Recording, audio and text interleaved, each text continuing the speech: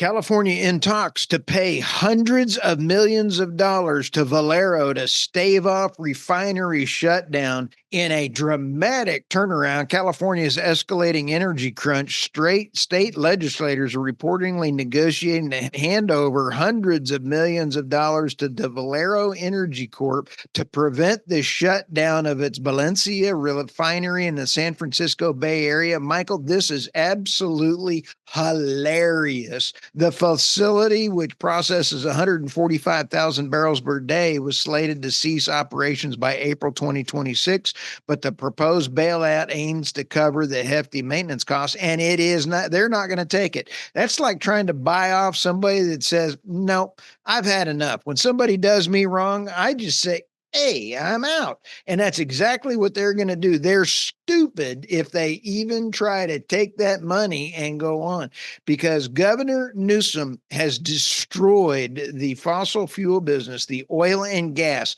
the backbone and the blood of California, and it is absolutely going to be devastating. When the other plant, the Phillips 66, the 139,000 barrel per day Los Angeles facility, set to shutter late this year and early next year, it is going to be 17% of their refining capacity. We're going to see diesel and gasoline starting at $8, going to $10, and if there's a $15.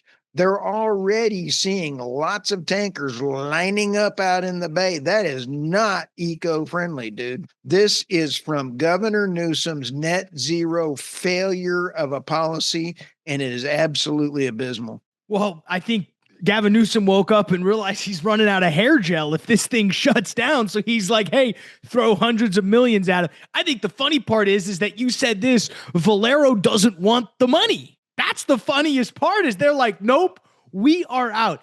I mean, if you've listened to the podcast at all over the last couple of years, you know we've been on this like a fly on manure from the standpoint of something was going to happen. They were going to run up against all of these so-called timelines to implement net zero, run up to the red line, and back off it. You know, it's a little bit like what's kind of been happening with the Russia-Ukraine negotiations. Everybody streaks up to the red line, talks all tough, and then backs up, and it just is what it is. So this is absolutely predictable. It's absolutely hilarious from the standpoint of Gavin Newsom is now, going to have to figure out a way, and I'm be interested in how he actually plays this from a marketing PR standpoint. How does he sell this to his quote unquote base? And because it's clear he's running for president, and now he's going to have to run on a policy of, well, I actually am sort of not for net zero, even though I'm signing more of these egregious net zero bills. Oh no. Then he said, oh, I'm going to be drilling more,